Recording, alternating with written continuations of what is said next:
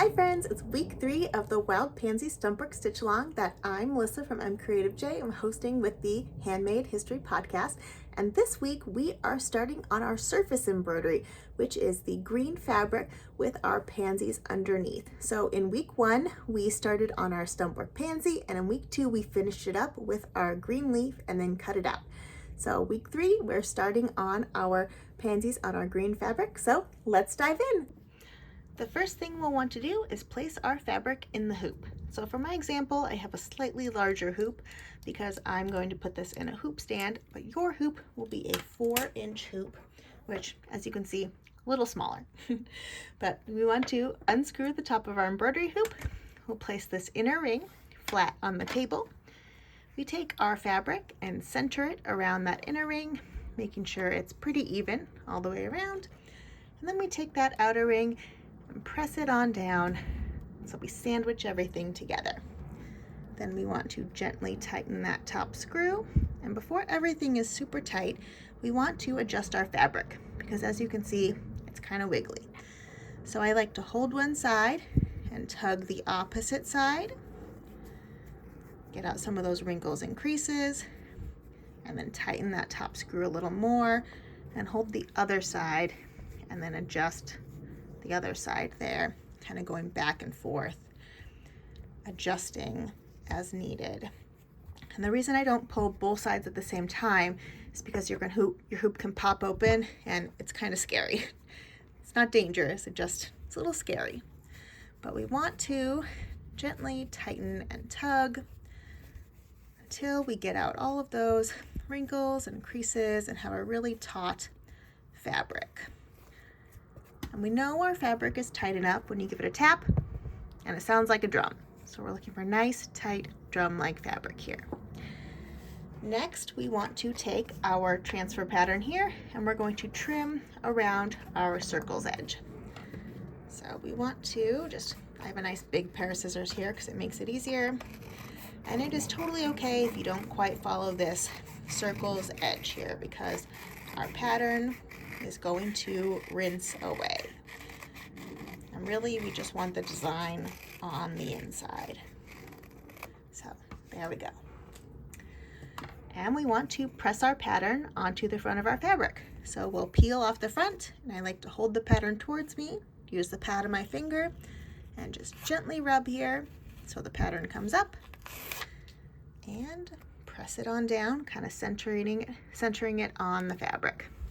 If it's not quite centered, we can adjust later when we rinse out the pattern and put it back in the hoop, so do not stress.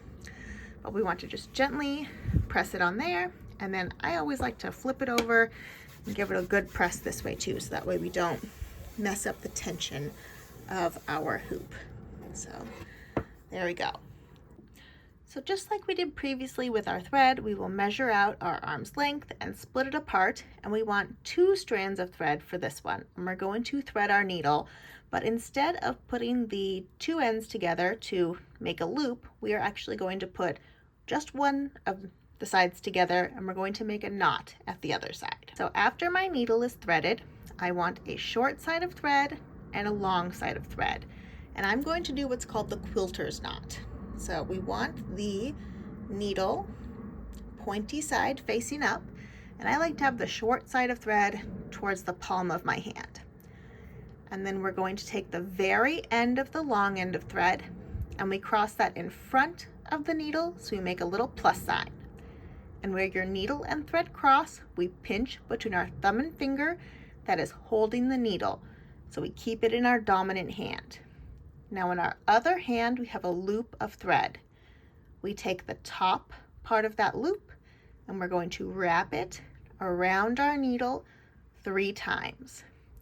That thread we just wrapped, we want to make sure it's nice and tight around our needle. And now we pinch it between our thumb and finger that is holding the needle. We let go of our loop and we keep pinching this thread we've wrapped as we pull our needle up, kind of sliding that wrap over the eye of the needle, and then we grab our needle right at the eye so we don't unthread it as we keep pulling that thread wrap down the end, down our thread so we get to the end, and we get a knot, and that's our quilter's knot. And you'll have a little bit of thread at the end, so we're just going to trim away any extra thread after our knot here.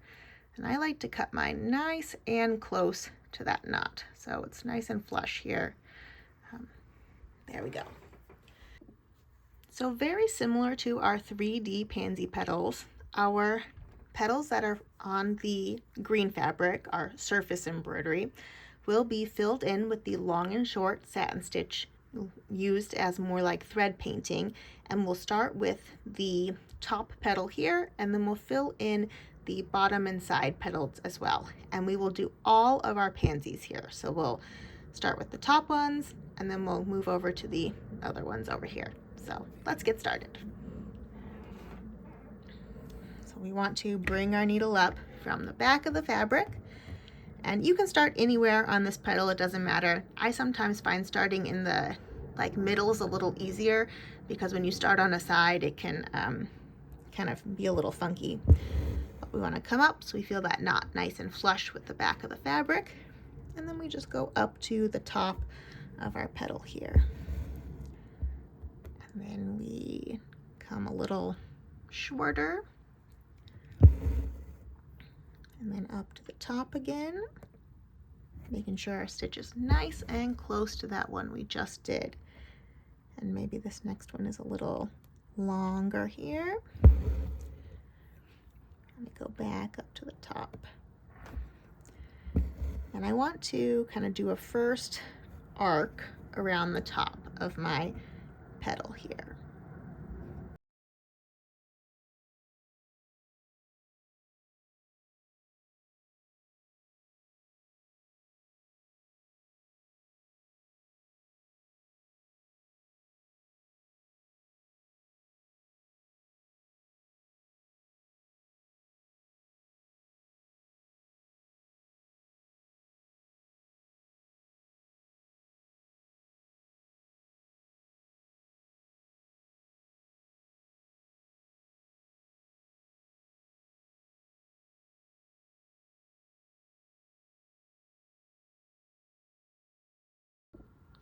So as you can see, my thread's getting pretty short, so I'm going to bring it to the back and knot it off.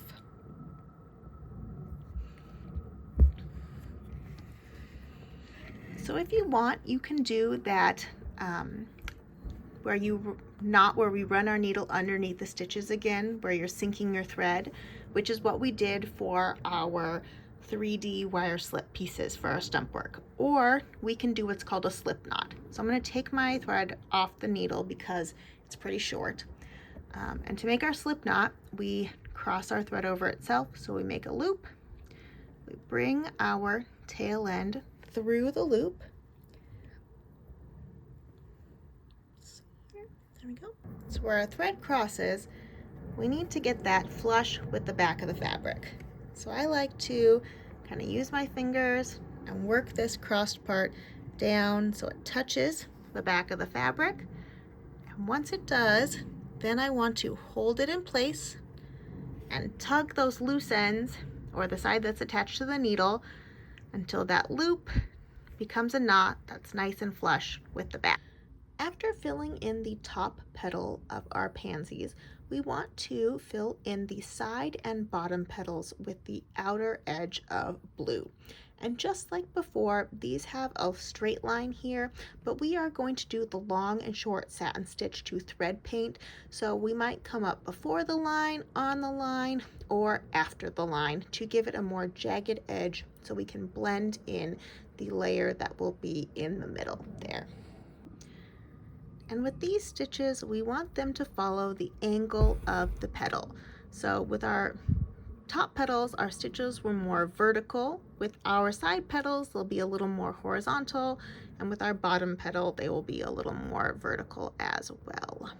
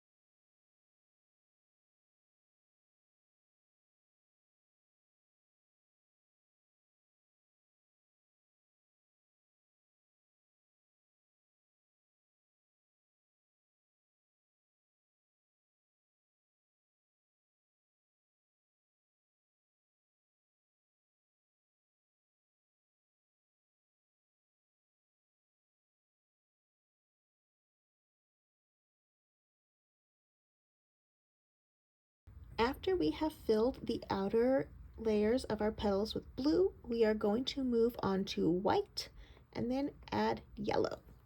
With our white layers stitched, we're now going to add yellow to the very inside of our pansies.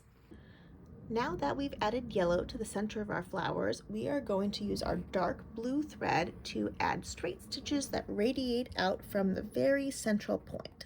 So we want to come up right in the very center of our pansy flower here, and we'll use one strand of thread to just make some nice long straight stitches that kind of radiate out from the center here. And you can add as many or as few as you want. And these can vary in length as well too, but we just want to add some to add a little bit of extra color that come out from the center of our pansy. And these will go on the side and bottom petals of all of our pansies here.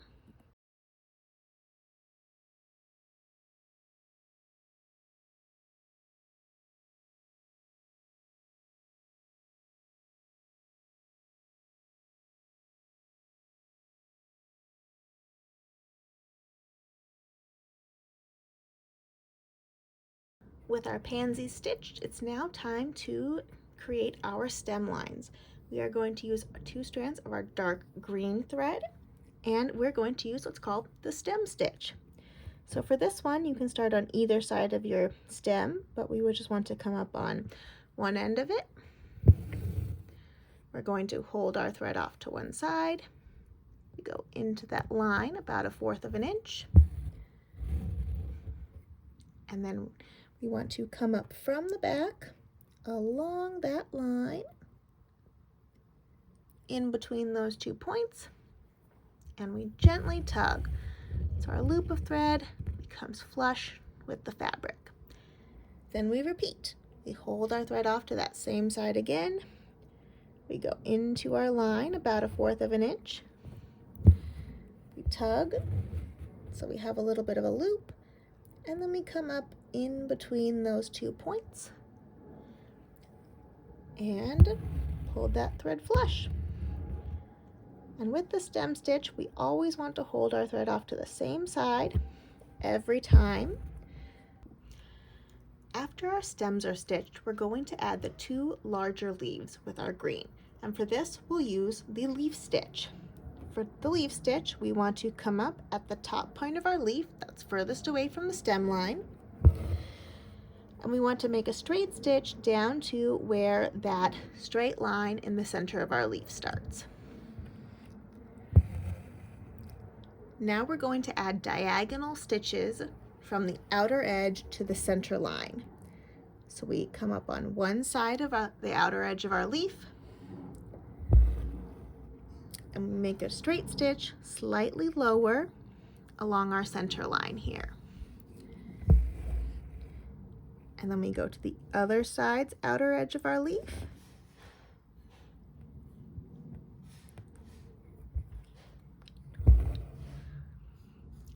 And we go slightly lower along our center line. And we keep alternating back and forth, always just finding that outer edge.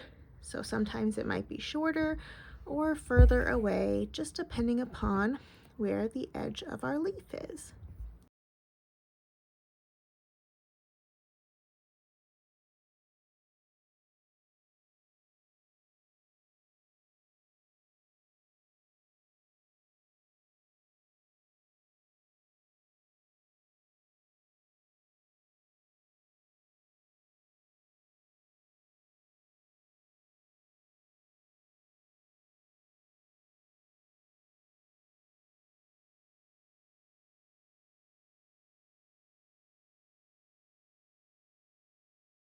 We'll continue using the leaf stitch to fill in our little bud. Now we're going to add the little leaves around our buds. We want to grab 2 strands of our dark green, and we are going to do what's called the berry stitch, which is essentially 2 lazy daisies that are inside of each other. So we want to come up at the base of our stem here. we want to hold our thread towards the rounded part of our leaf and go back down in the same spot. We tug so we have a nice open loop on the front of our fabric, and we want to come up inside that loop, not quite all the way to the end of our circle there, because that will be the outer portion of our berry stitch, but we want to come up inside, so that will be the inner ring. And then we gently tug towards the outer loop here, making our first lazy daisy. And then we want to bring our needle down right outside that loop there, so right along the outer edge, like so. And now we're going to repeat. So we bring our needle up right at the base again. We hold our thread towards the outer edge, go back down in the same spot, and this time we want our loop to be right around the one we just did. So we would bring our needle up right on that outside stitch that we just went down on. So right in that outer stitch there, you can see. And then we gently tug so our loop comes flush with the fabric there. And then again we make another little stitch right on the outside of that other loop, and that's our berry stitch. So we'll put another one right on the other side of our petal there. Now that we have finished stitching our pansies, stems, and leaves and the little bud up here, we are going to take our fabric out of the hoop and dissolve our transfer pattern. So just like we did with our 3D petals, we'll turn on the tap to warm water and have this dissolve, and then we want to lay our fabric nice and flat to dry. And once it is, we will put our fabric back in the hoop. And next week we will insert our petals into the fabric and finish our embroidery in the hoop. So I'll see you then.